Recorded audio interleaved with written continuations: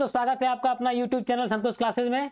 इससे पहले हम लोग एनसीएल का प्रीवियस ईयर क्वेश्चन का हम लोग पार्ट 1 डिस्कस किया था। आज मैं आप लोग के साथ पार्ट 2 डिस्कस करूंगा क्वेश्चन नंबर 30 के बाद। क्वेश्चन नंबर 31 में क्या बोला जा रहा है? पहला क्वेश्चन आपके लिए है व्हेन IME इज डन, मतलब ये IME क्या होता है ये आपको जानना पड़ेगा, PME क्या होता है आपको जानना पड़ेगा।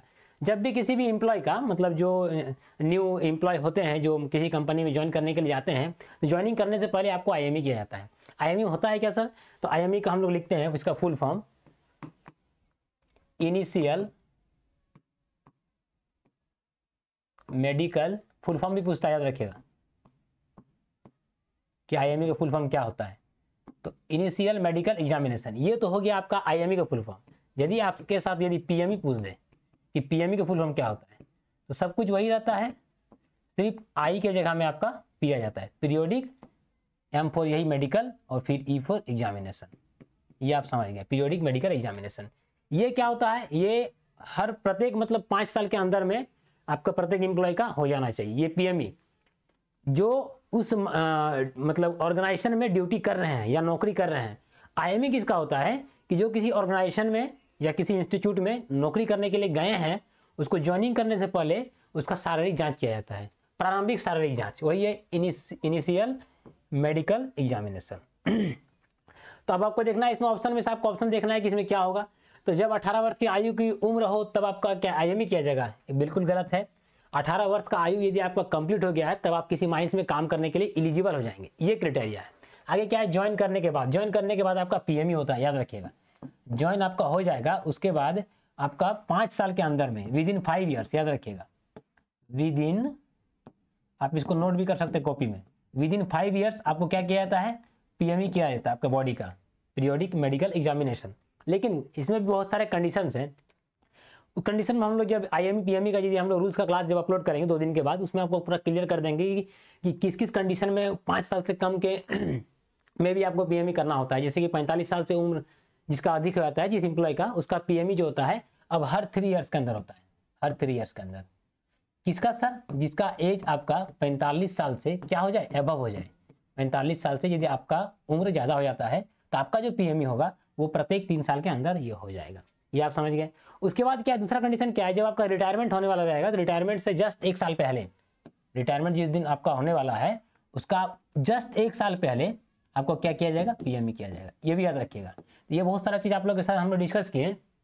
कहीं भी कंफ्यूज होगा तो आपको जो आने वाला 2 दिन के बाद आपके पास साथ हम लोग IME और PME का रूल्स का और एक्ट को मिलाकर हम लोग एक वीडियो अपलोड करेंगे जिसमें सारा डाउट आपका क्लियर हो जाएगा कि इसमें एनुअल रिटर्न कब भेजते हैं, PME में क्या क्या जांच होता है, IME में क्या क्या जांच होता है, ये सारा चीज़। आगे आते हैं, ज्वाइन करने के बाद आपको होगा नहीं, ज्वाइन करने के पहले बिफोर ज्वाइनिंग आपका क्या किया जाता है? IME किया जाता है। ये ऑप्शन आपका सही है। जब कोई चोट या बीमारी होती है उसी समय किया जाता है, नहीं, ये भी आपका ऑप्शन गलत हो गया। इस प्रकार हम लोग इस क्वेश्चन को डिस्कस किए। आते हैं इसका अगला क्वेश्चन पे, क्या है 32 नंबर में, स्ट्रेचर इज यूज्ड फॉर। जो स्ट्रेचर होता है आप जनरली हॉस्पिटल में देखे होंगे, स्ट्रेचर में क्या होता है कि किसी मरीज को लिटाया जाता है, फिर उसको जिस जगह पे आपको जिस कैबिन में किसी डॉक्टर के पास ले जाना हो या किसी वार्ड में आपको ले जाना हो वहां पर आपको ले जाने के लिए वो स्ट्रेचर यूज होता है। लेकिन जो आपका माइंस में जो स्ट्रेचर यूज होता है उसमें चक्के नहीं होते हैं, याद रखिएगा।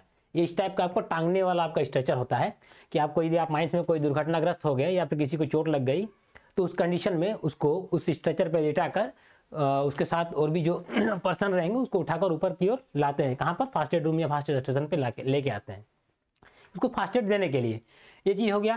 जिसमें क्या होगा? स्ट्रेचर किसके लिए प्रयुक्त होता है? स्ट्रेचर इज यूज्ड फॉर, सामान ढोने के लिए, आपका तो होगा नहीं, बीमार ढोने के लिए। अब आप बताइए, यहाँ पर फॉर कैरिंग पेशेंट लिखा हुआ है, फॉर कैरिंग कोल, कोयला को तो होगा नहीं, कोयला ढोने के लिए। ये आपका गुड सामान ढोने के लिए आपको होगा नहीं। पेशेंट को ढोने के लिए हम लोग हमेशा स्ट्रेचर का यूज करते हैं। अब क्या बोलेगा सर इसमें कोयला ढोएंगे? कोयला ढोने के लिए आपके लिए टब है, आपके लिए गाड़ियाँ हैं, ये सारे चीज़ यूज होते हैं हम लोग फॉर ट्रांसपोर्टेशन ऑफ कोल। आगे आते हैं, खदान में एम्बुलेंस कहाँ खड़ी रहनी चाहिए? देखिए, जो आपका एम्बुलेंस होता है वो इन इमरजेंसी केस, यदि किसी को चोट लग गया है जो वहाँ पर फास्ट एड के द्वारा ठीक नहीं किया जा सकता है, या फिर ऐसा गंभीर चोट जिसके कारण उसके जीवन की हानि हो सकती है, या फिर ऐसा चोट जो आपको वहाँ पर फास्ट एड के द्वारा कंप्लीट नहीं किया जा सकता है, बस उसको तरफ मरहम पट्टी किया जा सकता है, उस कंडीशन में एम्बुलेंस के द्वारा उसको उपयुक्त स्थान पे या फिर हॉस्पिटल में ले जाया जाता है। तो रहता है कहाँ पर है? सिक्योरिटी पोस्ट पे बिल्कुल भी नहीं, फायर स्टेशन पे बिल्कुल भी नहीं, सब स्टेशन पे बिल्कुल भी नहीं। सब स्टेशन पे क्या रहता है ये आप जान जाइएगा। सब स्टेशन कभी जाइएगा तो आप वहाँ पर देखिएगा, वहाँ पर आपका फायर टेंडर खड़ा रहता है, फायर टेंडर। यदि किसी का माइंस में यदि आप कभी गए होंगे तो जहाँ सब स्टेशन आपका है वहाँ पर फायर टेंडर रहता है। क्यों? यदि किसी प्रकार का आग लग जाए तो आपको फायर टेंडर वहाँ पर बहुत ज़्यादा इंपॉर्टेंट होते हैं। और माइंस में भी होता है, ये जरूरी नहीं कि सिर्फ सब स्टेशन पे ही रहेंगे। प्राथमिक उपचार कक्ष के पास, फर्स्ट एड रूम के पास हमेशा आप देखिएगा कि आपको एम्बुलेंस खड़ा हुआ कंडीशन में मिलेगा। कारण क्या है? फर्स्ट एड देने के बाद वहाँ से मरीज को उठाकर कोई उपयुक्त हॉस्पिटल यहाँ पर जहाँ पर डॉक्टर बैठते हैं वहाँ पर ले जाने के लिए उस चीज़ का हम लोग उपयोग करते हैं। किसका? एम्बुलेंस का। ये आप समझ गए। आते हैं क्वेश्चन नंबर 34 पे। क्वेश्चन नंबर 34 में क्या बोला जा रहा है कि फायर टेंडर का उपयोग किसके लिए होता है? मतलब fire tender is used for, अब किसके लिए यूज करते हैं? कैरिंग फायर, आग ढोने के लिए। आग को हम लोग ढोने के लिए नहीं बोले यूज करते हैं, आग को बुझाने के लिए यूज करते हैं। देखते हैं, एक्सप्लोसिव ढोने के लिए नहीं, एक्सप्लोसिव ढोने के लिए हम लोग एक्सप्लोसिव वैन का यूज करते हैं, याद रखिएगा। एक्सप्लोसिव को ढोने के लिए हम लोग एक्सप्लोसिव वैन का यूज करते हैं। और एक्सप्लोसिव वैन का आपका जो स्पीड है वो 25 किलोमीटर पर घंटा से अधिक नहीं होना चाहिए, याद रखिएगा, से अधिक नहीं होना चाहिए। किसका? एक्सप्लोसिव वैन का स्पीड बताएं आपको। आगे चल के एक्सप्लोसिव वैन का क्वेश्चन आएगा तब हम लोग और डिस्कस करेंगे। अग्निशमन कार्य में, for fire fighting, fire fighting के लिए हमेशा फायर टेंडर का यूज करते हैं। ये आप इमेज आपकी सुविधा के लिए डाल दिए हैं, यही है आपका फायर टेंडर।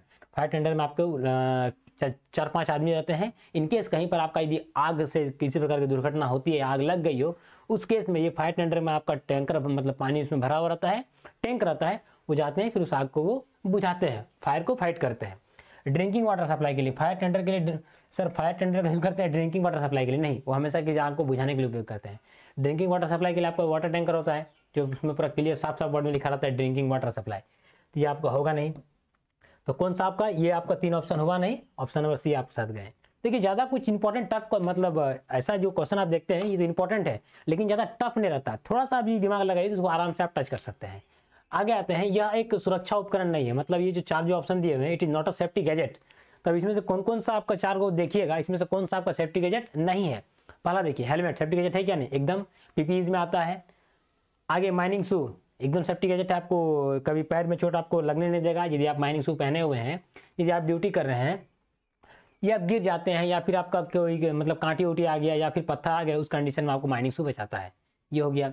ब्लेजर, ब्लेजर क्या करेगा? सेफ्टी शू आपका सेफ्टी गैजेट नहीं है। ब्लेजर जो है आपका सेफ्टी गैजेट बिल्कुल भी नहीं है। आगे क्या है? मास्क, मास्क आपका सेफ्टी गैजेट है। क्यों सर? क्योंकि आपको डस्ट से बचाता है।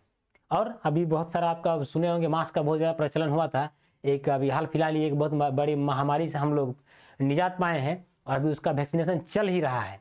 ऐसा नहीं है कि पूरा कंप्लीट उसको खत्म कर दिया गया है, जहाँ जहाँ जिसको इमरजेंसी पड़ रही है वो वैक्सीनेशन अभी चल भी रहा है। तो मास्क आपका एक सेफ्टी गैजेट है। हम तो आपको ऐसे ही आपके साथ चर्चा किए वायरस वाला, ये एक्चुअली में ये डस्ट के लिए ये सेफ्टी गैजेट है, ये हम लोग देख लिया। आगे आते हैं क्वेश्चन नंबर 36 पे। यह डंपर का ब्रेकिंग सिस्टम नहीं है। अब आपको ये चीज़ को जानने से पहले आपको ये जानना पड़ेगा कि डंपर में कितने प्रकार के ब्रेक होते हैं। डंपर में यदि जनरली पूछा जाए तो आपका डंपर में 5 प्रकार के ब्रेक होते हैं। कौन कौन से ब्रेक होते हैं? सर्विस ब्रेक, सर्विस ब्रेक जो हम लोग जनरली गाड़ी चलाते हैं उस समय जो ब्रेक लगाते हैं ना, वो आपका सर्विस ब्रेक हो गया। और क्या ब्रेक हो गया डंपर में sir? Retarder brake. Retarder brake क्या होता है? जब गाड़ी ग्रेडियंट पे हो, ढालू रास्ते पे हो, उस समय जो ड्राइवर है वो आपका कौन सा ब्रेक लगाता है? Retarder brake. रिटार्डर ब्रेक लगाने से होता है क्या कि जो फ्यूल का जो इंजेक्शन है ना, मतलब जो इंजेक्टिंग मतलब जो फ्यूल जाता है उसका जो क्वांटिटी है वो कम हो जाता है। तो जब फ्यूल कम जाएगा तो क्या होता है कि गाड़ी धीरे धीरे चलने लगेगी। इसका प्रिंसिपल यही है। जब आप उस रिटार्डर ब्रेक को छोड़ दीजिएगा, मतलब उसको आप ऑपरेशन में नहीं लाइएगा, तब आपको जितना फ्यूल चाहिए उस गाड़ी को चलाने को उतना लगता है। लेकिन जैसे ही आप उसको ऑन कीजिएगा रिटार्डर ब्रेक को, तो जो फ्यूल जिस स्पीड से जाता था नॉर्मल कंडीशन में उस स्पीड से नहीं जाएगा, कम हो जाएगा। जब कम हो जाएगा तो गाड़ी ऑब्वियस सी बात है कि धीरे धीरे चलने लगेगा। वही प्रिंसिपल होता है। ये आपका रिटार्डर ब्रेक कब यूज होता है? ग्रेडियंट पे, याद रखिएगा। रिटार्डर ब्रेक का यूज आपका ग्रेडियंट पे होता है। सर्विस ब्रेक आप जान गए इन जनरल यूज होता है, जहां पर भी आपको गाड़ी रोकना है उस समय हम इस कंडीशन में इसको यूज करते हैं। ये 1 हो गया, ये आपका 2 हो गया। तीसरा आपका पार्किंग ब्रेक। पार्किंग ब्रेक का यूज कहाँ करते हैं? जब गाड़ी को कहीं हम लोग पार्क करना रहता है ना, गाड़ी हमको खड़ा करना है, ड्यूटी अब खत्म हो गया है, तो जब आपको पार्किंग करना रहता है, गाड़ी को पार्क करके जाइएगा, उस समय को कौन सा ब्रेक लगा के जाना है? Parking brake. ये आप 3 प्रकार का ब्रेक जान गए। आते हैं चौथा नंबर ब्रेक पे, इमरजेंसी ब्रेक। इमरजेंसी कब होता है?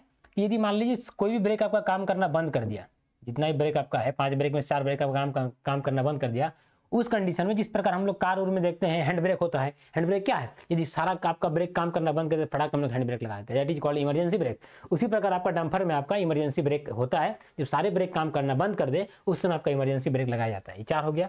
5 एक डंप बॉडी ब्रेक होता है, या डंप ब्रेक समझ लीजिए सिंपल समस्या में। डंप ब्रेक, ये डंप ब्रेक का यूज कहाँ होता है, जब कोई डंपर आपका डंपिंग करने के लिए जाता है, डंपिंग याद रखिएगा, डंपिंग करने के लिए जाता है, तो जैसे ये इसको डाला उठाएगा और ये इसका जो अंदर का जो मटेरियल है वो बाहर गिरेगा। जब बाहर गिरेगा उस कंडीशन में जो ब्रेक लगाया जाता है ना कि गाड़ी की स्टेबिलिटी के लिए, कि गाड़ी आगे पीछे जैसे माल को जैसे कि उसको अनलोडिंग करेगा तो गाड़ी पीछे ना चला जाए या गाड़ी आगे ना भाग जाए, उस कंडीशन में आपका डंप ब्रेक का यूज किया जाता है। तो हम लोग कितना ब्रेक आपके साथ डिस्कस कर ली, 5 ब्रेक। अब आपको देखना है क्या क्या है। रिटार्डर ब्रेक है यहाँ पर, तो ये मतलब नहीं होगा, कहीं पूछ रहा है कि कौन सा ब्रेकिंग सिस्टम नहीं है। पार्किंग ब्रेक ये भी आपको अब यहाँ पर पढ़ चुके हैं, ये भी आपको होगा नहीं। सर्विस ब्रेक पढ़ चुके हैं, आपको होगा नहीं। गुटका स्टॉपर का हम लोग यहाँ पर ब्रेकिंग सिस्टम में किसी प्रकार का डिस्कशन नहीं है, तो आपका ये जो ऑप्शन आपका है यही ऑप्शन आप टिक लगा के आइएगा। आते हैं क्वेश्चन नंबर अगला पे। अगला क्वेश्चन में क्या पूछा जा रहा है कि आपका यह एक ओपन कास्ट माइंस में प्रयुक्त शब्द नहीं है, it is not an open cast mining term.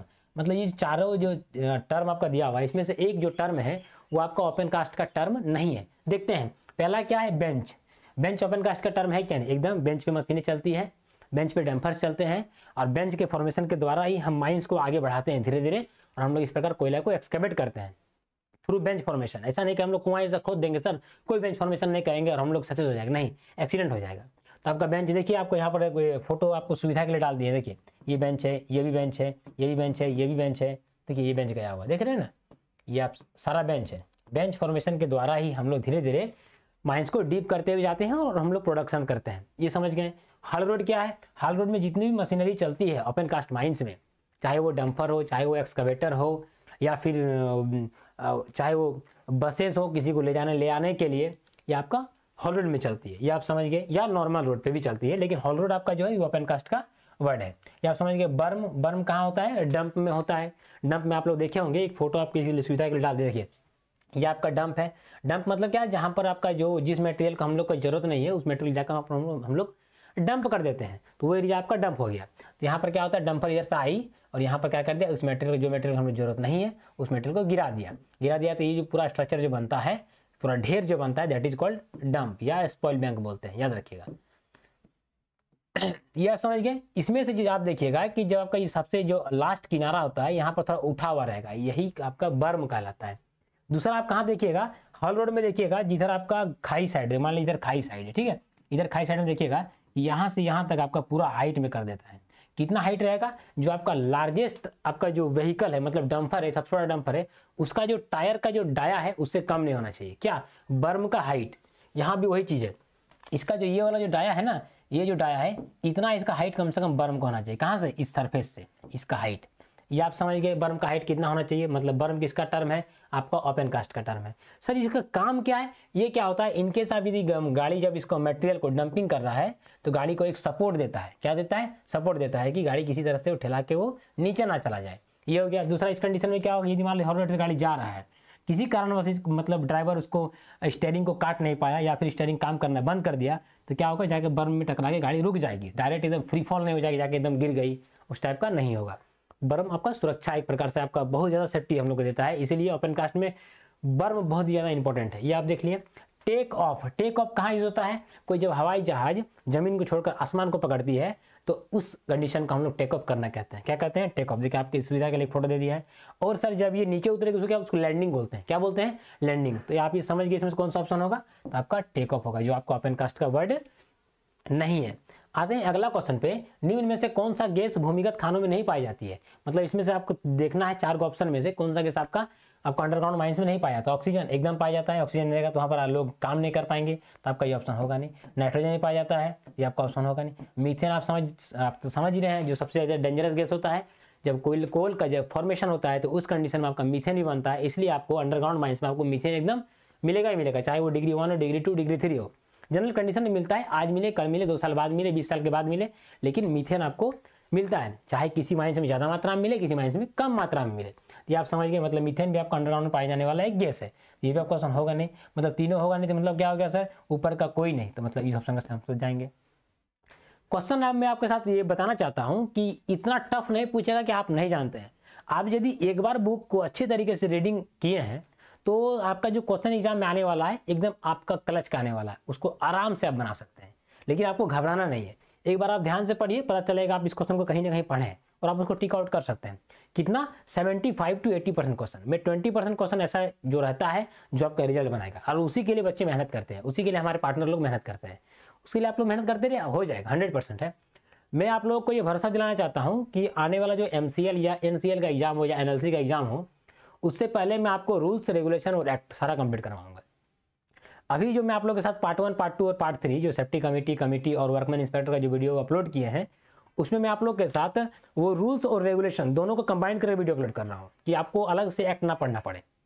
फिर आने वाले समय में मैं आपके साथ सर्टिफाइंग सर्जन हो गया, वेलफेयर ऑफिसर हो गया, धीरे धीरे ड्रिंकिंग वाटर हो गया, सैनिटेशन हो गया, ये धीरे धीरे हम लोग उसको कंप्लीट करते जाएंगे और फिर हम लोग एक बार में आ जाएंगे डायरेक्ट कहाँ पर, रेगुलेशन पे आ जाएंगे। और फिर ये सिलसिला आगे बढ़ता रहेगा। कौन सा? ये प्रीवियस ईयर क्वेश्चन डिस्कस करने का हम कोशिश कर रहे हैं कि कम से कम 10 साल का प्रीवियस ईयर क्वेश्चन हम लोग आपके साथ डिस्कस करें। 10 साल मतलब कम से कम 10 सेट आपके साथ डिस्कस करें। आपने क्वेश्चन पे, this is not used for coal transportation, मतलब कोल ट्रांसपोर्टेशन के लिए इसमें से किसका उपयोग नहीं किया जाता है? आप बताइए, पानी का जहाज का उपयोग नहीं किया जाता है? पानी का जहाज का उपयोग होता है। पानी का जहाज का उपयोग, जैसे मान लीजिए इंडोनेशिया से कोयला आपको इंडिया मंगाना है, ऑस्ट्रेलिया से आपको मंगाना है, कैसे मंगाइएगा? हवाई जहाज से मंगाइए। हवाई जहाज से कोयला कभी आता नहीं, याद रखिएगा। तो आपका यहाँ पर देखिए हवाई जहाज लिखा हुआ है, तो इसी से हम लोग कोयला नहीं मंगाते हैं। कोल ट्रांसपोर्टेशन के लिए हम लोग हवाई जहाज का उपयोग नहीं करते हैं। तो हम लोग ऑप्शन नंबर बी को टिक आउट करके हम लोग आएंगे। नाव से आपका एकदम कोयला आपका ट्रांसपोर्टेशन होता है। कैसे होता है सर? यदि मान लीजिए कि आपको एक स्टेट से दूसरा स्टेट आपको कोयला भेजना हो और यदि आपके पास डंपर का सुविधा नहीं, उससे आपका सुविधा यदि आपको थ्रू रिवर से, यदि आपका रिवर एक क्रॉस किया हुआ है दोनों स्टेट से और एक स्टेट से दूसरा स्टेट आपको भेजना है और आपको बस आप नाव में रखिए, नाव में किसी प्रकार का आपको नहीं लगेगा, क्योंकि बहाव यदि आपका नीचे की तरफ रहेगा तो आप कोयला को आप नाव पे रखिए, एक उसमें जो भी नाव चलाने वाले रहेंगे, आपको एकदम फ्री ऑफ कॉस्ट आपको कोयला पहुंचेगा। मतलब उतना महंगा नहीं रहेगा जितना आप डंपर से भेजिएगा। तो आपका पुराने ज़माने में नदियों के थ्रू आपका नाव के द्वारा कोयला का ट्रांसपोर्टेशन होता था, तो ये आपका ऑप्शन नहीं होगा। रेलगाड़ी के द्वारा तो आप तो देखें जनरली अभी इनकेस आपका लगभग कोयला का जो ट्रांसपोर्टेशन होता है वो सबसे अधिक आपका रेलगाड़ी से ही होता है। तो इस प्रकार हम लोग जाने कि ये ऑप्शन आपका होगा नहीं, ये ऑप्शन आपका होगा नहीं और ये नाव वाला आपका ऑप्शन होगा नहीं, क्योंकि ये तीनों से हम लोग क्या करते हैं? कोल का ट्रांसपोर्टेशन करते हैं। कोल का क्या करते हैं? ट्रांसपोर्टेशन। लेकिन हम लोग हवाई जहाज से नहीं करते हैं। वही यहाँ पर एयर बस लिखा हुआ है, यहाँ पर आपका एरोप्लेन होगा, एरोप्लेन। तो एरोप्लेन के द्वारा हम लोग कोल का ट्रांसपोर्टेशन नहीं करते हैं। आगे अब बोले सर इतना इजी क्वेश्चन पूछता है, फिर सर हम लोग निकाल क्यों नहीं पाते? थोड़ा सा जो आपका 15-20 क्वेश्चन रहता है ना, वही थोड़ा सा जो रिजल्ट बनाता है। आगे क्या है? कर्मचारी के पास नहीं होना चाहिए, डैश नहीं होना चाहिए। An employ shall not possess this, मतलब इसमें कौन सा चीज नहीं होना चाहिए? आइडेंटिटी कार्ड एकदम होना चाहिए, एकदम मस्ट है। आइडेंटिटी कार्ड नहीं रहेगा तो आप ड्यूटी नहीं कर पाइएगा। जिस भी ऑर्गेनाइजेशन में आप काम करते हैं वो आपको ऑर्गेनाइजेशन आपको एक ID कार्ड देती है कि आपका ये एम्प्लॉय नंबर है या आपका ये ब्लड ग्रुप है, आप इस ऑर्गेनाइजेशन में काम करते हैं, ये सारा चीज़ रहता है। माचिस आप एकदम माचिस नहीं रख सकते हैं। आप यदि माइंस में काम कर रहे हैं तो आपको माचिस नहीं रखना है। तो आपको ही पूछ रहा है कि मतलब इसमें से कौन सा चीज़ नहीं होना चाहिए, तो आप माचिस रख जाइएगा। सेफ्टी गैजेट तो आपके पास होना ही चाहिए और ड्राइविंग लाइसेंस आपके पास होना ही चाहिए। जब आप गाड़ी वगैरह चला रहे हैं तो आपके पास ड्राइविंग लाइसेंस होना चाहिए। इस प्रकार हम लोग क्वेश्चन नंबर 40 को देखें। आगे आते हैं क्वेश्चन नंबर 41 पे। 41 में क्या है कि अगर किसी को चोट लगी है तो सबसे पहले क्या करना चाहिए? If someone is injured what to do first, सबसे पहले क्या करेंगे? सबसे पहले उसको पाठ पढ़ाना चाहिए कि कैसे लगा, क्यों हुआ, तो भगवान का नाम लो, तो घर से क्या करके आया था, ऐसा करना चाहिए? नहीं, तो ये आपका ऑप्शन होगा नहीं। उसे प्राथमिक उपचार देना चाहिए, टू गिव फर्स्ट एड। सबसे पहले यही काम होता है, किसी को भी यदि आपको चोट लग जाए सबसे पहले उसको फर्स्ट एड देना है। यदि ब्लीडिंग हो रहा है तो उसको ब्लीडिंग को रोकना है, उसके लिए आपको फर्स्ट एड देना है। यदि किसी को कट गया है तो आपको उसके लिए फर्स्ट एड देना है, बैंडेज लगाना है। किसी के हाथ पैर में टूट लग गया तो स्ट्रेचर लगा उसको उठा कर लेके आना है, फिर उसको फर्स्ट एड देना है। अगला ऑप्शन में क्या? उसे शिक्षण दे, मतलब उसको ज्ञान दे देंगे हम लोग कि तुमको चोट लग गया, उसको ज्ञान समझाएंगे कि तुमको ऐसा नहीं करना चाहिए था, तब तक ब्लीडिंग हो रहा है, आदमी मर गया है, हम लोग उसको ज्ञान देंगे। यह आपका ऑप्शन होगा नहीं। तो उसको घर भेज देना चाहिए, नहीं। इसमें सबसे अधिक इंपॉर्टेंट क्या है? सबसे पहले उसको फर्स्ट एड देना पड़ेगा। आगे आता है अगला क्वेश्चन भी। अगला क्वेश्चन में क्या पूछा जा रहा है कि कोल इंडिया की कितनी अनुषंगी company, how many subsidies Coal India है, मतलब कोल इंडिया का टोटल कितनी सब्सिडीज है। मैंने आपको इसके साथ पहले वीडियो में चाहिए, जस्ट इसका पहला वीडियो पार्ट 1 में मैं उसमें मैं आपके साथ डिस्कस किया हूँ कि कोल इंडिया का टोटल 8 सब्सिडीज है। कितने हैं? 8 है। कौन कौन से हैं? आपका जैसे भारत कोकिंग कोल लिमिटेड, में शॉर्टकट लिख दे रहा हूँ, BCCL, आपका CCL, MCl, NCl, WCl, ECl, SECl और आपका CMPDIL। कितने हो गए? 1 2 3 4 5 6 7 8। फुल फॉर्म आपको पता है, ये Bharat coking coal limited, central coalfield limited, ये Mahanadi coalfield limited, northern coalfield, ये NCL याद रखें, W नहीं है, नॉर्दर्न कोलफील्ड लिमिटेड, इस प्रकार वेस्टर्न कोलफील्ड लिमिटेड। इस प्रकार ये 8 सब्सिडरीज है कोल इंडिया की। कोल इंडिया का सर फाउंडेशन डे कब है? ये आपका 1 नवंबर को है। बना कब था सर? 1 नवंबर 1975 को। ये आप समझ गए। इसका सर सेंट्रल ऑफिस, इसका फर्स्ट वीडियो में आपके साथ डिस्कस किया हूं, जाके आप देख सकते हैं, मैं डिस्क्रिप्शन में इसका लिंक दे दूंगा। सेंट्रल ऑफिस जो आपका है वो आपको कोलकाता में है। कहाँ पर है? कोलकाता में। और क्या है सर? ये 2011 में महारत्ना का टैग इसको मिला था। किसको? कोल इंडिया को, महारत्ना। 2011 से पहले ये महारत्ना नहीं थी। ये आप समझ गए। 1 नवंबर 1975 को इसका क्या हुआ था? इसका फाउंडेशन हुआ था। किसका? कोल इंडिया को। ये आप समझ गए। सेंट्रल ऑफिस कहाँ पर है इसका? कोलकाता में। ये आप समझ गए। ये 8 इसका सब्सिडरीज हैं। ये आप समझ गए। इसमें क्या जाएंगे लोग? 8 के साथ जाएंगे, बाकी ये ऑप्शन आपका होगा नहीं। आगे आते हैं अगला क्वेश्चन पे। बर्डन किसके बीच की दूरी होती है? देखिए, आप ओपन कास्ट माइंस में यदि आप ड्यूटी किए होंगे तो ये आप जरूर जानते होंगे स्पेसिंग और बर्डन के बारे में। आपके साथ शॉर्ट में आपके साथ डिस्कस करूंगा। यदि आपका ओपन कास्ट में ब्लास्टिंग हो रहा है तो उसमें ड्रिल होंगे। अब ड्रिल होंगे तो क्या होगा? होल बनेंगे। तो 2 होल यदि सेम रो में, यदि मान लीजिए एक रो में सिंगल रो है, उसमें मान लीजिए कि 2 होल है, 2 होल के जो बीच का डिस्टेंस है उसको स्पेसिंग बोलते हैं। पहला कंडीशन हो गया। दूसरा क्या है? जिधर फ्री फेस है और उसमें यदि आपका एक उसके बाद जो रो गया है, उस रो और फ्री फेस के बीच का जो डिस्टेंस होता है वो आपका बर्डन कहलाता है। ये हो गया। दूसरा क्या है? एक रो और दूसरा रो, इस रो में भी होल है, इस रो में भी होल है, और दोनों रो के बीच का भी डिस्टेंस को हम लोग बर्डन कहते हैं। ये आप समझ गए। अगला क्या है कि स्पेसिंग हमेशा ज्यादा होता है बर्डन से। अब कारण क्या है? जब हम लोग इसको एक्सप्लोसिव का जब चर्चा करेंगे तब मैं आपके साथ अच्छा से चर्चा करूंगा। इसमें आप एक नॉर्मल चीज जान जाइए, बेटर फ्रेगमेंटेशन के लिए हम लोग स्पेसिंग को हमेशा बर्डन से ज्यादा रखते हैं। थोड़ा ये तो हमको ऐसे ही आपको बताएं। इसमें देखिए, एक थोड़ा सा आपके फिगर के सुविधा के लिए, ये आपका एक बेंच है,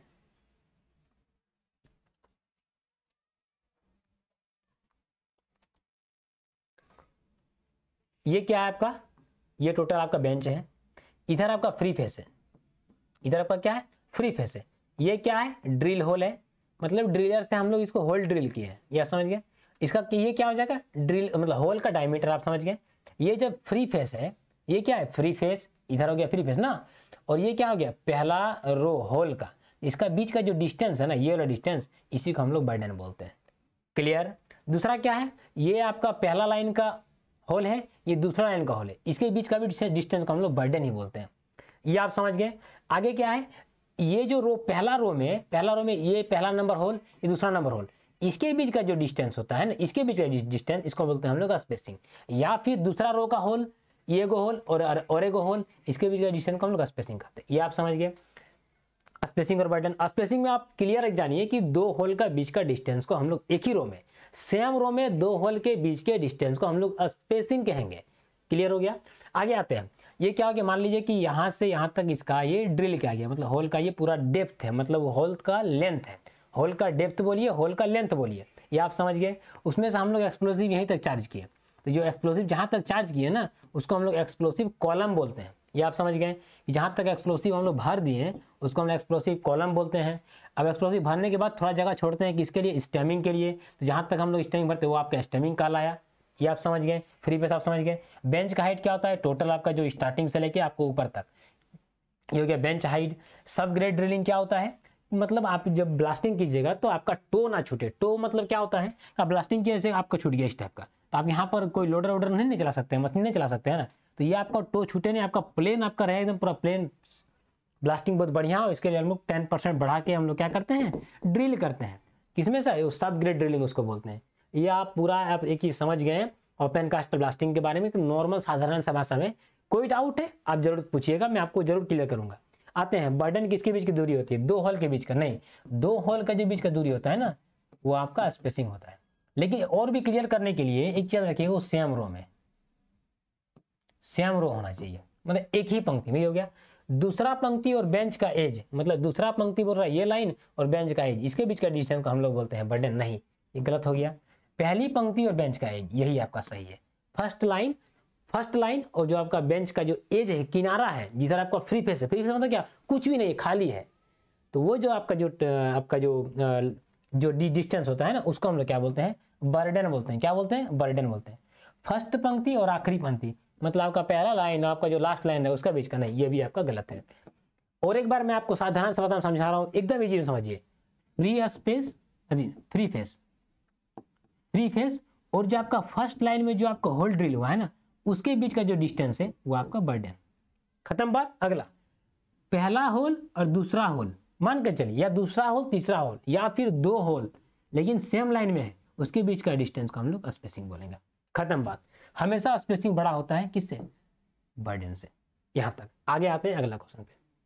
अगला क्वेश्चन में क्या बोल रहा है, ब्लास्टिंग की कार्यकुशलता के लिए क्या निकालते हैं, निकलते लिखा हुआ है, निकालते हैं मतलब performance of blasting is calculated as, मतलब आप जो ब्लास्टिंग किए उसका परफॉर्मेंस अच्छा रहा ना खराब रहा, उसको हम लोग क्या चीज देख के हम लोग निकालते हैं। तो याद रखिएगा वो आपको पाउडर फैक्टर पे डिपेंड करता है। पाउडर फैक्टर क्या होता है कि आप 1 किलो एक्सप्लोसिव, आप 1 किलो एक्सप्लोसिव यदि यूज किए तो कितना टन कोयला निकला, कितना टन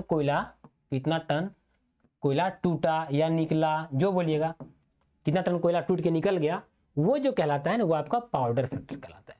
और इसी पाउडर फैक्टर के द्वारा ही हम ब्लास्टिंग का परफॉर्मेंस निकालते हैं कि हमारा ब्लास्टिंग का परफॉर्मेंस कैसा है। ये आप समझ गए। तो हम क्या होगा, पाउडर फैक्टर पे चल जाएंगे। ये आपका पावर फैक्टर होगा नहीं। स्ट्रिपिंग रेशियो क्या होता है मैं आपको समझाता हूं। यदि 1 टन कोयला निकाल रहे हैं, कितना, 1 टन, तो 1 टन कोयला निकालने के लिए कितना क्यूबिक मीटर ओबी निकालना पड़ रहा है, कितना क्यूबिक मीटर ओबी। सर नहीं समझ में आया। 1 टन कोयला निकालने के लिए कितना पत्थर निकालना पड़ रहा है या कितना मिट्टी निकालना पड़ रहा है, समझ लीजिए। पत्थर या मिट्टी जिसको हम लोग अनवांटेड, जिसको हम लोग जरूरत नहीं है, कोयला के अलावा उसको हम लोग ओबी बोलते हैं। तो 1 टन कोयला निकालने के लिए कितना मीटर क्यूब ओबी निकालना पड़ रहा है, इस रेशियो को हम लोग क्या बोलते हैं, स्ट्रिपिंग रेशियो। जनरली ये 1:3, 1:4, 1:5, 1:2 भी होता है।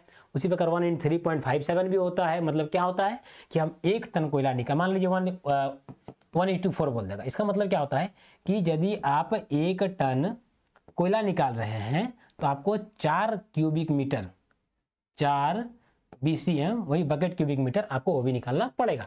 ये आप समझ गए। इस पे फैक्टर आपका होगा नहीं। इस प्रकार 44 नंबर क्वेश्चन को आपके साथ डिस्कस किए। वीडियो बहुत लंबा हो रहा है लेकिन आप बने रहिए। मैं आपको ये चीज़ भरोसा जरूर दिलाना चाहता हूँ कि आपको किसी प्रकार का लॉस नहीं होगा। मैं चाह रहा हूँ कि आप लोग के साथ डिस्कस करके ज़्यादा से ज़्यादा क्वेश्चन आपके साथ में शेयर करूँ कि आपको आने वाला एग्जाम में किसी प्रकार का इशू ना हो।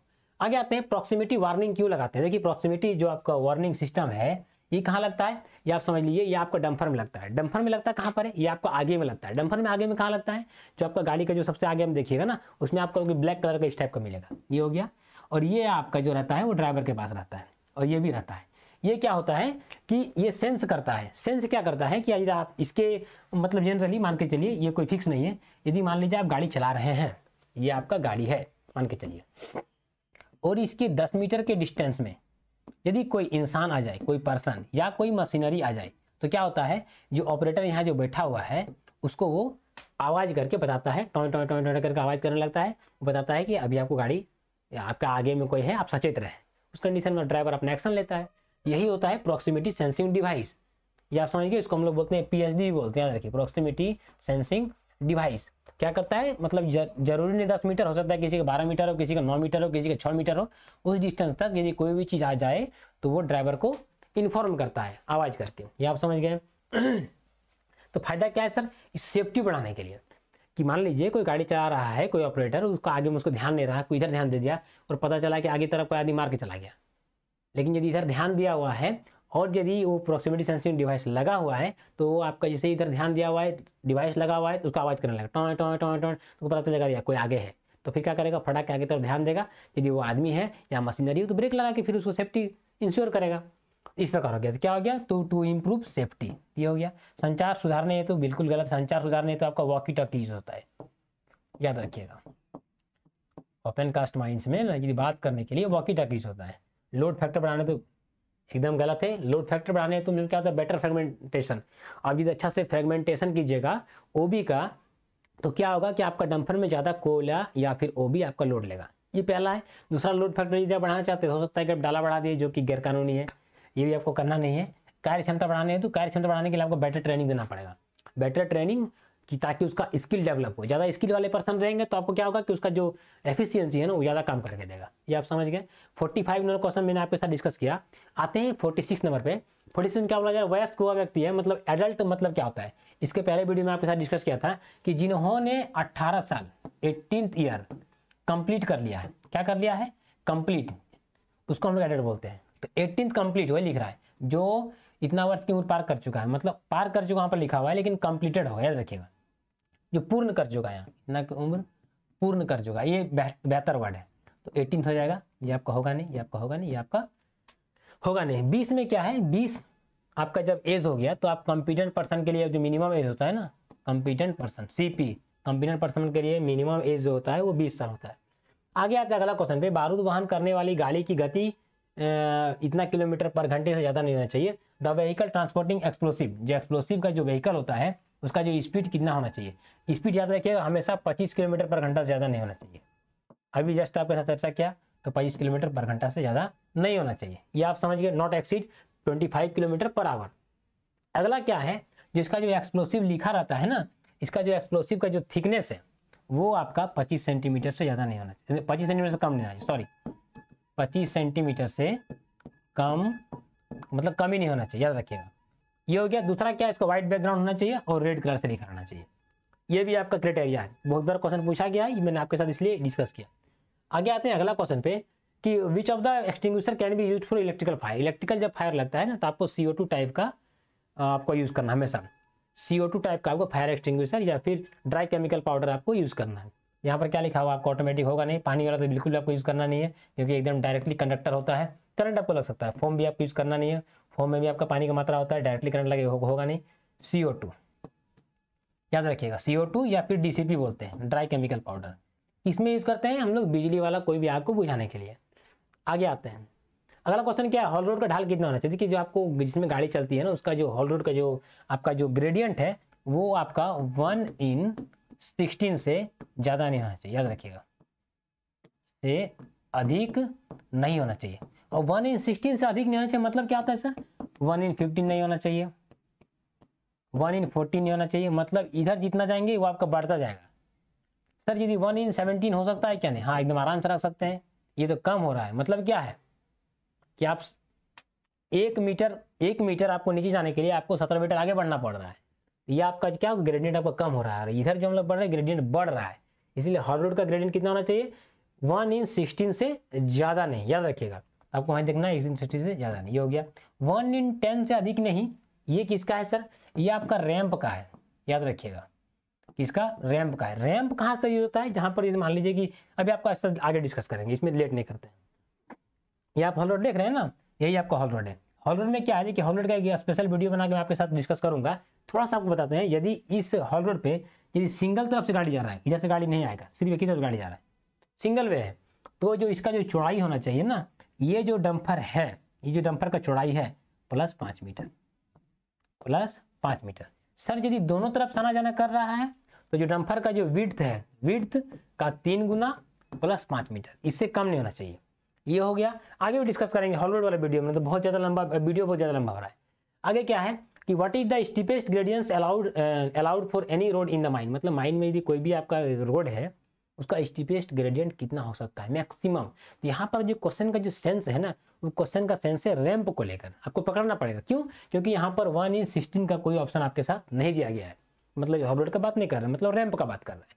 तो रैंप का कितना बताया था आपको कि 1/10 से ज़्यादा नहीं होना चाहिए, 1/10 से आपका ज़्यादा नहीं होना चाहिए, किसका, रैंप का ग्रेडियंट, पहला हो गया। दूसरा कंडीशन क्या है कि रैंप को एक बार में 50 मीटर से आपको ज़्यादा नहीं बढ़ाना है, ये भी याद रखिएगा, 50 मीटर से ज़्यादा नहीं बढ़ाना है, ये हो गया दूसरा चीज। तीसरा क्या है, रैंप पे क्या चलेगा, हमेशा क्रॉलर माउंटेड मशीन चलेगा, क्रॉलर माउंटेड मतलब चेन वाला मशीन, टायर वाले मशीन नहीं चलेंगे। ये 3 चीज मैंने आपके साथ डिस्कस किया। देखिए यहाँ पर ये एक बेंच है, ये एक बेंच है, दोनों बेंच को कौन कनेक्ट कर रहा है, ये रोड कनेक्ट कर रहा है क्या नहीं, तो इसको हम लोग जो बोलेंगे ना, इसको हम लोग रैंप बोलेंगे। ये आप अच्छे तरीके से समझ में आ गया। इसका जो ग्रेडियंट है 1/10 से ज़्यादा नहीं होना चाहिए, तो आपका ये हो गया, मतलब 1/10 तक अधिकतम रख सकते, इसके बाद ज़्यादा नहीं। अब हम लोग अगला क्वेश्चन पे, अगला क्वेश्चन में क्या बोला जा रहा है कि workman inspector is designated by in consultation with the registered trade union. देखिए वर्कमैन जो इंस्पेक्टर बनाया जाता है वो आपका रजिस्टर्ड जो ट्रेड यूनियन रहता है उसी के कंसल्टेशन से बनाया जाता है, लेकिन कौन बनाता है, आपका ऑनर, एजेंट या मैनेजर। हमेशा याद रखिएगा इसका जो ऑनर, ये क्या कहते हैं, वर्कमैन जो इंस्पेक्टर है, वर्कमैन इंस्पेक्टर क्या होता है, इसका फंक्शन क्या होते हैं, इसका जो नॉमिनेशन होता है, इसका जो नॉमिनेशन कौन करते हैं, और कितना आदमी पे कितने आपको WI रखने हैं, इसका जो टेन्योर कितने साल तक वो रहता है, क्या इसका एक्सपीरियंस है, ये सारा चीज़ का एक कंप्लीट वीडियो में बना के आपको यूट्यूब पे अपलोडेड है। आप जाकर इसमें मैं आपको लिंक दे दूंगा, आप जाकर डिस्क्रिप्शन में आप लिंक जाकर उसमें देख सकते हैं क्लिक करके कि WI होता क्या है, उसका रोल क्या होता है। अभी जो क्वेश्चन पूछा जा रहा है कि WI इज डेजिग्नेटेड बाय, हालांकि यहाँ पर डेजिग्नेट लिखा है, यहाँ पर नॉमिनेट होगा, तो जब वो कौन नॉमिनेट करता है, तो नॉमिनेटेड बाय हमेशा याद रखिएगा ऑनर या एजेंट या फिर मैनेजर, हमेशा याद रखिएगा ऑनर, एजेंट या मैनेजर। ऑप्शन में हम लोग देखते हैं DGMS आपका होगा नहीं, फोरमैन आपका होगा नहीं, यहाँ पर लिखा हुआ है मैनेजर, यहाँ दिया हुआ ऑनर एजेंट, लेकिन ऑप्शन में आपका यहाँ पर ई छूटा हुआ है, यहाँ पर आपका हो जाएगा ऑनर, एजेंट या मैनेजर, मतलब हम लोग लास्ट में ई ऑप्शन के साथ जाएंगे। ये आप अच्छे तरीके से समझ गए हैं कि वर्कमैन इंस्पेक्टर को कौन नॉमिनेट करता है, कितने आदमी को होना चाहिए, आप साथ जाकर उस वीडियो पे देख सकते हैं। आप अगला क्वेश्चन पे DGMS किसके अधीन है, यहाँ पर अधीन लिखा हुआ है, थोड़ा सा टाइपिंग मिस्टेक है। DGMS कम्स अंडर, किसके अंदर आता है, कोल मिनिस्ट्री के अंदर, बिल्कुल नहीं, एनर्जी मिनिस्ट्री के अंदर नहीं, लॉ मिनिस्ट्री के अंदर नहीं, लेबर मिनिस्ट्री के अंदर आता है। DGMS जो आता है वो आपका लेबर मिनिस्ट्री के अंतर्गत आता है। DGMS सर ये शुरू कब हुआ था, देखिए सबसे पहले जो DGMS आपका हुआ था ना वो आपका 1902 में, वो आपका कलकत्ता, किस नाम से सर ये स्टेब्लिश हुआ था, आपका bureau of mines inspection, bureau of mines inspection. उसके बाद 1908 में ये धनबाद शिफ्ट हुआ, 1908 में, किस नाम से सर, डिपार्टमेंट ऑफ माइंस से।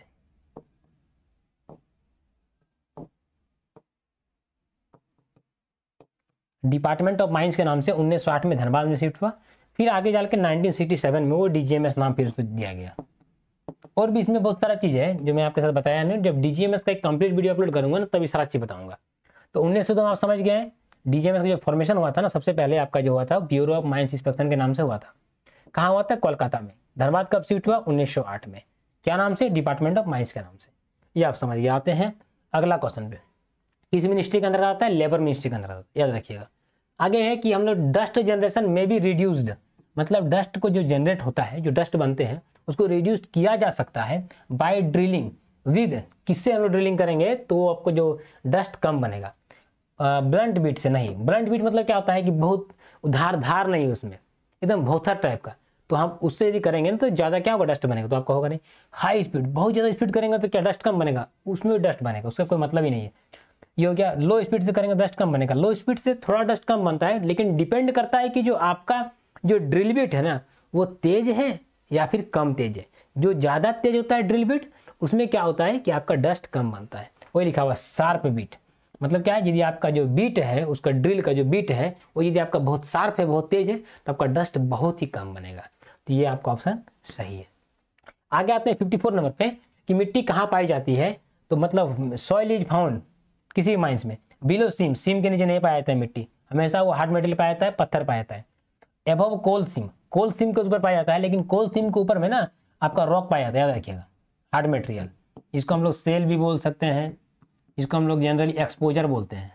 कोयला के जो ऊपर में जो पाया जाता है ना मटेरियल, उसका हम लोग एक्सपोजर के नाम से जानते हैं। वो सेल पाया जाता है, फिर सेल के ऊपर पाया जाता है रॉक पाया जाता है, और फिर रॉक के ऊपर में जब आपका पाया जाता है ना वो आपका सॉफ्ट मटेरियल पाया जाता है, और सॉफ्ट मटेरियल के ऊपर में आपका पाया जाता है वो आपका सॉइल पाया जाता है। हालांकि सॉइल के से पहले आपका सब सॉइल पाया जाता है। ये सारा चीज क्राइटेरिया है कब कौन कौन कैसे पाया जाता है। सबसे ऊपर में सॉइल, उसके नीचे में सब सॉइल, उसके बाद सॉफ्ट मटेरियल, उसके बाद आपका रॉक मतलब हार्ड रॉक थोड़ा सा, उसके बाद आपका सेल, उसके बाद क्या आ जाएगा कोल, इस प्रकार पाया जाता है। तो आपका क्या हो जाएगा, कोयला सीम के नीचे आपका होगा नहीं, ये आपका होगा नहीं। टॉप ऑफ द कवर, जो सबसे जो ऊपर का जो कवर होता है वही आपका मिट्टी आता है, ये भी आप जानते हैं सबसे ऊपर, सबसे बॉटम में नहीं होता है। इस प्रकार 54 को देखें, आते हैं 55 पे। क्या है कि AVA is used in where, मतलब एवीए का यूज कहाँ होता है। अब एवीए का फुल फॉर्म को जानना पड़ेगा, पूछा गया बहुत बार पूछा गया इसका full form. Audio visual alarm. Audio visual alarm का सर यूज कहाँ होता है, जो गाड़ी होती है ना, गाड़ियाँ, वो गाड़ियों के पीछे तरफ होता है एवीए। ये सिस्टम लगा रहा था कि इसलिए जब गाड़ी पीछे जाएगा ना, तो यदि उसके पीछे में कोई आदमी हो तो उसको ये जानकारी मिले, जब गाड़ी जब पीछे जाएगी तो आवाज़ करता है, जो बहुत जोर से आवाज़ करेगा ना, तो क्या होगा, उस आदमी को पता चल जाएगा कि पीछे गाड़ी हो रहा है, हमको पीछे हट जाना है, नहीं तो फिर दुर्घटना हो जाएगा। तो एवीए का यूज़ हमेशा क्या कहाँ होता है, गाड़ी के पीछे में लगा रहता है, गाड़ियों में हमेशा देखिए, डंपर्स में। तो ये हो गया सर। डोजर में नहीं होता, डोजर में भी होते हैं, जितने भी व्हीकल होते हैं। एवीए एक सेफ्टी डिवाइस है किसी आदमी को सूचित करने के लिए, जब वो बैकवर्ड डायरेक्शन में मूव करता है तब। ये हो गया। तो बेल्ट कन्वेयर में बिल्कुल भी नहीं। व्हीकल यूज इन माइंस, मैंने अभी जस्ट आपको बताया, क्रशर में नहीं होता है, रेस शेल्टर में नहीं होता है। आ गया था अगला क्वेश्चन पे। 2000 कॉज ऑफ जो राजमहल माइन डिजास्टर जो हुआ था, विच अकर्ड इन 2016, क्या कारण था, वो आपका डंप फेलियर था। याद रखिएगा, भूकंप के कारण नहीं, आग के कारण नहीं, ब्लास्टिंग के कारण नहीं, वहाँ डंप फेलियर हो गया था, याद रखिएगा। आगे गार्लैंड ड्रेन क्या होता है, देखिए माइन ओपन कास्ट। ये गार्लैंड ड्रेन आपका दो चीज से रिलेटेड है। पहला क्या आपका शाफ्ट से है, वो मैं अभी डिस्कस नहीं कर रहा हूँ। अभी जो गार्लैंड ड्रेन के बारे में पूछा गया है ना, इस क्वेश्चन के अनुसार, इस ऑप्शन के अनुसार, ये आपको ओपन कास्ट माइंस है। ओपन कास्ट माइंस में गार्लैंड ड्रेन क्या होता है, जैसे मान लीजिए कोई खदान है, इसके जो चारों ओर जो ड्रेन बनाया जाता है ना, चारों ओर ये जो नाली बनाई जाती है ना, इस नाली को हम लोग गार्लैंड ड्रेन बोलते हैं। कारण क्या है कि बाहर से आपका खदान में पानी घुस न जाए। सर बाहर से पानी खदान में घुस जाएगा तो क्या हो जाएगा, पूरा खदान पानी से भर जाएगा, फिर आप कोयला वो भी निकाल नहीं पाइएगा। बस वही चीज़ है। देखिए यहाँ पर ये गार्लैंड ड्रेन का फोटो आप डाल दिए हैं आप लोगों के लिए। इससे पानी क्या होगा, जितने बाहर के पानी है, ये पानी आपका डंप वाला आएगा या बाहर वाला पानी आएगा, इससे बह के आपको किसी नाला में उसको कनेक्ट कर दिया जाता है। तो ये हो गया। तो गार्लैंड ड्रेन क्या है, पानी के बहाव के लिए ये वाटर ड्रेनेज है। ड्रेनेज का स्पॉइल आपका होगा नहीं, पोर्ट होल होगा नहीं, एक डैम होगा नहीं, क्या है, पानी के बहाव के लिए इसका हम लोग यूज़ करते हैं ओपन कास्ट माइंस में, या फिर साफ्ट में भी इसका यूज़ करते हैं। आगे क्या है इसमें, which of the following protect us from dust, इसमें से कौन सा चीज़ हमको डस्ट से बचाता है। ईयर मफ, कान, गोगल, चश्मा नहीं, मास्क। मास्क हमको डस्ट से बचाता है। अब इन सेंस आप यदि बोलिएगा सर आंख भी तो हमको डस्ट बचाता है, हाँ यदि वैसा आप सोचिएगा तो आपको कान में आपको धूला घुसेगा नहीं, वो भी आपको डस्ट बचाता है। लेकिन इन ऑप्शन के अनुसार इस चारों में यदि आपको सबसे ज़्यादा इंपॉर्टेंट जो है वो आपका मास्क जो है वो आपका डस्ट से बचाता है। अब बोलेगा सर कैसे, नहीं सर हम मानेंगे ईयर मफ। यदि आपको मम्मी आपको बोलेगी कि आप ज़्यादा क्या कहते हैं डस्ट हो रहा है पहन के चले जाओ, तो क्या आप कान वाला पहन के चले जाओगे, नहीं जाओगे, क्या आप पहन के जाओगे, आप मास्क पहन के जाओगे। वही चीज़, डस्ट से आपको कौन बचाएगा, आपको मास्क बचाएगा। आगे आता है अगला क्वेश्चन में, माइनिंग सरदार की परीक्षाओं के लिए कम से कम कहाँ तक पढ़ाई जरूरी है। मैंने आपको बताया था कि माइनिंग सरदार का जो आपको ये परीक्षा के लिए कम से कम आपको इंटरमीडिएट पास होना जरूरी है। 10+2 आपका होना चाहिए, 7वीं होगा नहीं, 10th आपका होगा नहीं, ग्रेजुएशन होगा नहीं, इंटरमीडिएट। ये हो गया। इस प्रकार हम लोग 59 को देखें। इसके बाद हम लोग एट लास्ट 60 नंबर क्वेश्चन को आपके साथ डिस्कस करेंगे। मैं आप लोगों से रिक्वेस्ट करता हूं कि यदि आपको ये सिस्टम अच्छा लग रहा है तो आप हमारे चैनल को जरूर जाकर सब्सक्राइब कीजिए, लाइक कीजिए और कमेंट कीजिए। इसके बाद यदि आपको इसके रिगार्डिंग यदि कोई वीडियो आपको और चाहिए कि सर इस टॉपिक को हमको समझ नहीं आया, या फिर हॉल रोड हो, या फिर रैंप हो, या फिर कोई ब्लास्टिंग से रिलेटेड हो, या ओपन कास्ट से रिलेटेड हो, या अंडरग्राउंड से रिलेटेड हो, या गैस के बारे में कोई भी चीज़ का आपका इशू है, आप कमेंट कीजिए। उसका वीडियो आने वाले टाइम में जरूर किया जाएगा, थोड़ा लेट होगा लेकिन जरूर किया जाएगा। और एक खुशी की बात मैं आपके साथ शेयर करना चाहता हूं कि आने वाले समय में आपके साथ रूल्स रेगुलेशन और एक्ट को धीरे धीरे रेगुलर रहेगा। अभी जो 1-2 दिन छूट जा रहा है वो आपको छूटेगा नहीं, धीरे धीरे हम लोग रेगुलर वीडियो अपलोड करेंगे ताकि एग्जाम को ध्यान में रखते हुए आपका तैयारी को कंप्लीट कराया जा सके। तो काइंडली आप हमारे चैनल को जरूर भूलिएगा नहीं, सब्सक्राइब जरूर कीजिए कि हमको सपोर्ट मिले। मैं आप लोग के लिए बेस्ट से बेस्ट वीडियो लाके आपके साथ डिस्कस करूंगा। माइनिंग सरदार की परीक्षा के लिए अभ्यर्थी की लंबाई कितनी होनी चाहिए, कि minimum height of candidate of for mining sardar examination. Mining sardar के एग्जाम के लिए हाइट का कोई क्राइटेरिया नहीं है कि आपका हाइट इतना होना ही चाहिए। हमेशा रखिएगा माइनिंग सरदार के एग्जाम के लिए हाइट का कोई क्राइटेरिया नहीं है। तो आपका हाइट का कोई नहीं, ऊपर का सभी यहाँ पर लिखा हुआ है, ऊपर का यहाँ पर सभी लिखा हुआ, मतलब क्या ये भी हाइट चलेगा, ये भी हाइट चलेगा, ये भी हाइट चलेगा, मतलब ऑप्शन नंबर डी के साथ हम लोग जाएंगे। इस प्रकार ये सेशन मैंने आप लोग के साथ बहुत अच्छे तरीके से कंप्लीट किया। हो सकता है कहीं पर मेरे साथ मिस्टेक हुआ होगा, मैं आप लोग से सॉरी बोलता हूं। लेकिन आने वाले समय में मैं आपके साथ और भी इससे ज़्यादा बेस्ट वीडियो आपके साथ अपलोड करूंगा। और ये माइनिंग सरदार का हो गया, इसके बाकी भी क्वेश्चन आपको पार्ट 3 में आपके साथ डिस्कस करूंगा। और फिर ओवरमैन पे हम लोग जाएंगे एनसीएल का, फिर धीरे धीरे फिर बीसीसीएल को कवर करेंगे। और फिर हम लोग धीरे धीरे आप लोग के साथ सारा क्वेश्चन को हम लोग डिस्कस करेंगे। मैं आप लोगों से फिर मिलता हूँ दोस्तों। जय हिंद।